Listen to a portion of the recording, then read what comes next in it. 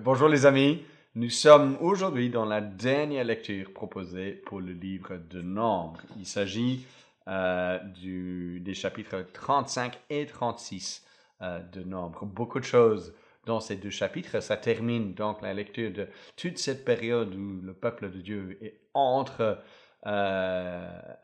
Sinaï et la terre promise. Ils sont sur le point d'entrer dans la terre promise. Mais j'aimerais juste tirer notre regard sur juste quelques versets au début du chapitre 36, parce que là, nous revenons vers une question d'héritage. Et si vous avez lu le chapitre 27, vous vous souvenez qu'il y avait des filles de cet homme qui s'appelait Tselophad. Alors, je ne sais même pas si je le prononce comme il faut, mais Tselophad, c'est ça ce qu'on va faire. Lui, il avait des filles, mais il n'avait pas des fils. Et donc, du coup, lorsque lui, il est mort, il y avait une question de qu'est-ce qui se passe avec l'héritage donné à cet homme. Est-ce que cet héritage pouvait passer à ses filles? Jusque-là, ce n'était pas prévu dans la loi de Moïse. Et donc, du coup, chapitre 27, Moïse demande au Seigneur ce qu'il faut faire. Et le Seigneur confirme effectivement que l'héritage doit aller à ses filles.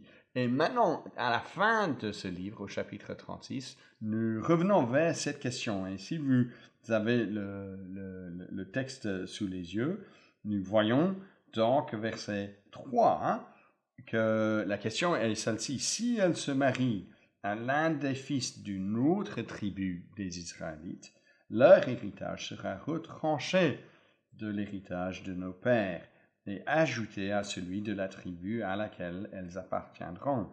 Ainsi, sera diminué l'héritage qui nous est échu par le sort. Donc c'est ça la question. Si elle se marie à quelqu'un d'une autre tribu, alors cette tribu va bénéficier de cet héritage et plus la famille, le clan de Tselophad. Et quelle est la résolution par rapport à cela? Verset 5, Moïse transmet aux Israélites les ordres de l'Éternel. Il dit, la tribu des descendants de Joseph a raison. Voici ce que l'Éternel ordonne aux filles de Tsephonad.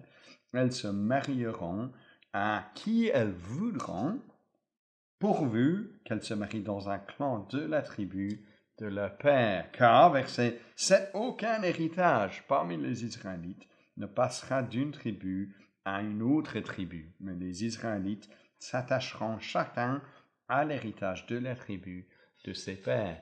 Et c'est frappant donc de voir que la résolution, c'est de garder l'héritage là où cela a été donné. Cela a été donné donc à ce clan de cette tribu, et donc cet héritage doit rester dans ce clan de cette tribu. Et cela, je pense, nous pousse à voir l'importance dans l'Ancien Testament de cet héritage de la terre donné au peuple d'Israël. À un point où, lorsque des questions comme celle-ci se soulèvent, le Seigneur confirme qu'il faut qu'on respecte que cet héritage, c'est le leur. Qu'est-ce que nous faisons avec ça en tant que chrétiens? Mais je pense que ça nous pousse à nous rappeler de notre héritage. Si l'héritage de ces filles, comment il s'appelle encore, Sépholade, si cet héritage n'était pas certain, il fallait que le Seigneur confirme cela, alors nous avons à nous réjouir que notre héritage est encore plus certain. Et ça nous rappelle, je pense, 1 Pierre chapitre 1, nous l'avons déjà eu l'occasion dans l'Église de voir ces versets. Verset 3 du chapitre 1 de 1 Pierre. Béni soit le Dieu et Père de notre Seigneur Jésus-Christ. Selon sa grande miséricorde, il nous a régénérés par la résurrection de Jésus d'entre les morts pour une espérance vivante et pour un héritage qui ne peut ni se corrompre, ni se souiller, ni se flétrir, et qui vous est réservé dans les cieux. Notre héritage est encore plus certain que l'héritage donné aux filles de cet homme, encore une fois, Tselophad. Donc, c'est quelque chose qui nous pousse à nous réjouir de la certitude, de l'assurance que nous avons de ce que le Seigneur nous a réservé dans les cieux. Cela parce qu'il nous a régénérés en Jésus-Christ. Donc, réjouissons-nous aujourd'hui, chers amis, dans cet héritage qui est le nôtre.